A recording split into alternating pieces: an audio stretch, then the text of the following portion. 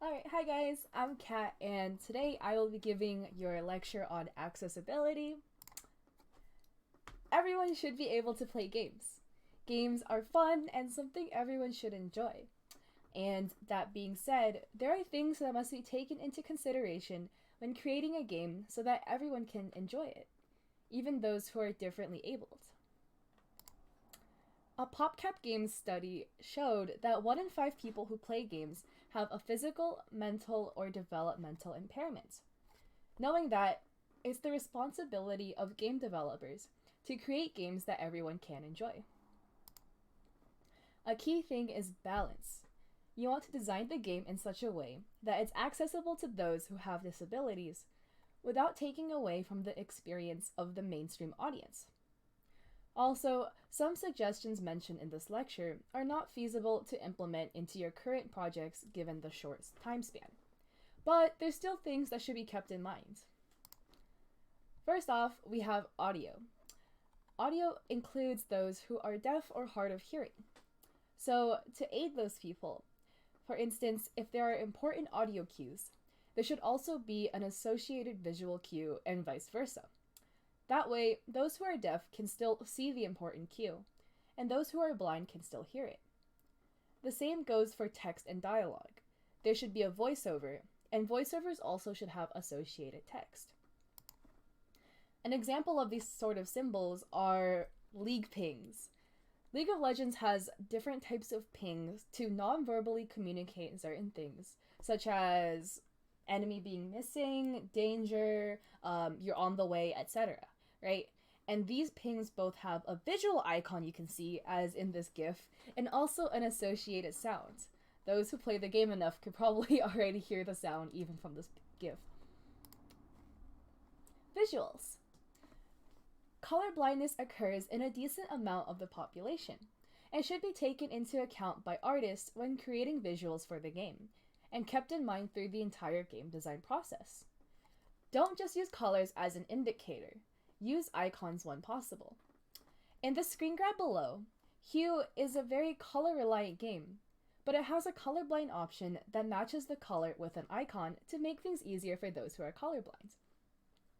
That way, those who are colorblind can enjoy this game the same way others can. So again, try to avoid having a very color-reliant game. But if your game has to be very color-reliant, use contrasting patterns to increase visibility. And here is a chart referencing color blindness, with the second row, red-green color blindness, being the most common. As you can see from this chart, red and green tend to be very difficult colors for those who are colorblind to distinguish. So try to avoid using that sort of color combination in your game. Not just red-green, but blue, purple, and black, and yellow, orange, brown, and orange and red are 3 other color combinations that tend to be pretty problematic among those who are colorblind. So if you have important color indicators in your game that relies on those colors, such as maybe enemy health bars and player health bars, which are red and green, offer different options for those who are colorblind. Or you can simply just change the color. One way to check to make sure that your game environment is accessible to all is to use a colorblind simulator. Here, I can click it and go to this link, and it'll take me to this web page. I found this really helpful. So basically, over here, you just choose a file, and I'll upload this Super Smash Bros. Screen grab. And they offer right here the normal trichromatic view, and you can see all the things going on in this game environment.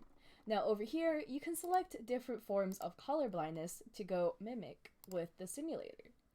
And using this, you can tell right off the bat that this game suddenly becomes pretty problematic in colors for those who are colorblind.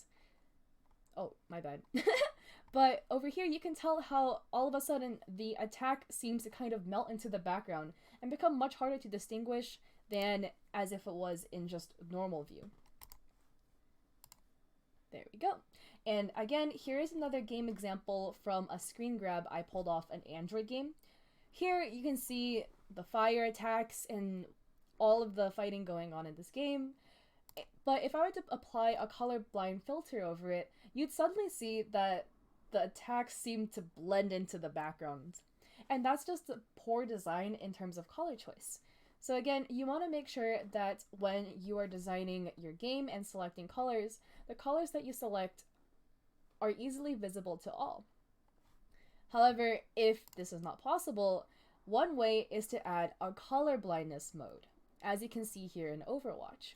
Overwatch is a pretty color-aligned game. A lot of icons, indicators, and health bars are indicated through color alone. However, Overwatch does have this filter you can apply over your game, which makes a lot of colors either green or purple, which is easier to distinguish for those who are colorblind. It's not perfect because it's only a filter, and it should generally recolor almost every asset in the game to be truly helpful, but it is a step in the correct direction. Visual disability also includes limited sight. To keep that in mind, text should be clean, sans serif, mixed case, avoid all caps, 1.5 times line spacing, and avoid more than 70 characters per line. Any more than that, and it becomes pretty hard to read. Make text clear and easy to read, and also add audio cues, and preferably a voiceover as well for dialogue. For instance, you can look in the top row and tell that it's pretty hard to read what's in here. The colors, or the font color, blends into the background in this image. And for this one, the font is just tiny and it's very hard to read, even though it is sans serif. The bottom row is very visible. Over here, the text is bolded, so it's easier to see, and here, it has a very nice translucent black background, which makes the text kind of stand out and easier to read. Minecraft actually does a pretty good job about this.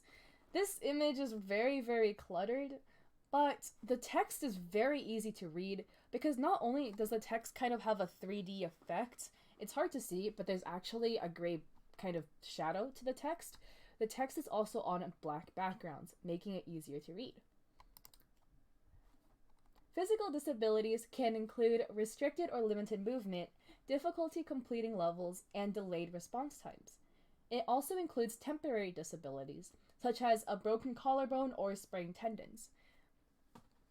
To make lives easier for those people, we can offer simple controls in our games.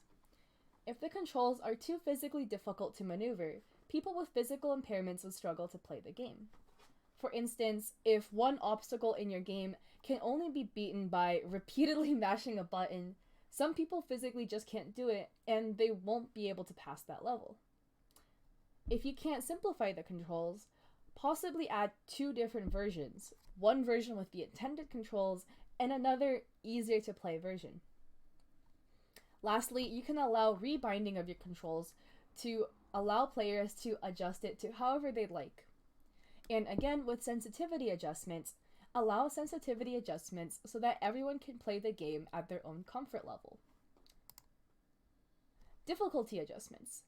Not everyone is physically capable of completing Dark Souls 3. Like, I know I can't, and a lot of people can't either. So, consider offering the ability to skip levels if they're too difficult, or offer an assist mode. Celeste does a great job of this. They're known for being a very difficult game, but they do offer an assist mode for those who can't seem to quite complete it. And the assist mode allows you to modify a lot of different aspects of the game, such as slowing down the game speed, allowing infinite stamina, invincibility, and more. And all of this allows the game to become easier to play, and it allows people to be able to beat the game even if they're not able to complete it at the difficulty level it was intended to be played on. Cognitive disabilities include learning disabilities, simulation sickness, sensitivity overload, and more. For motion sensitivity, allow screen shake, weapon bob, and motion blur to be turned off. Also have smooth camera transitions. Avoid snapping the camera shot from one spot to another, as that tends to be very jarring for a lot of people. And again, one thing that you'll see in common is the ability to toggle a lot of features in the game. A lot of features are add-ons and can be enjoyable for a lot of people, but also bothersome towards others. Allowing toggle abilities in these extra features allows everyone to adjust the game to their own comfort level. Again here, bright flashing lights might seem cool, but they can also be frustrating for others. Generally avoid bright flashing lights and constant light patterns, or allow them to be turned off. Offering tutorials that can be accessed anytime allows those who require more time to learn how the game works the opportunity to do so at their leisure. Overwatch, League, and a lot of big games offer this, and they also offer practice modes as well for trying out characters. It's helpful to learn new characters and champions without having to go right straight into the game to do so. Offer simple language and instructions in dialogue so they're easy to understand. Also, have dialogue advance after the press of a button rather than automatically advancing. This allows people to read at their own leisure, and it keeps in mind, for instance, people who English may not be their first language, it gives them the time to read it at their own pace. Pausing is a good feature to offer in games because it allows people to slow down and take a breath. Also, as you can see in the Subnautica screen grab, a lot of pausing actually pauses the game and offers a screenshot of it, so people can kind of step back and assess the situation. It allows people to kind of switch a game from a very fast-paced sort of game to a more slower and strategic one, which is a personal preference. Manual saving is also great to offer because it allows more control over the game experience. People can pause the game and save it, and then possibly go through a more riskier route in the game without having too much risk because they can always go back to the save point. Mini-maps are great to offer in very direction-heavy games, such as games like Fortnite and PUBG, where it's easy to kind of get lost in those games. And rumble on controls is a great way to convey information, but at the same time, it can be frustrating for a lot of players. Again, as with a lot of these other features, offer the toggle ability to turn it off. Thank you for listening into this lecture, and these are all suggestions on how to make your game more accessible and enjoyable for all. These are just good things to keep in mind through general game development. Have a great day!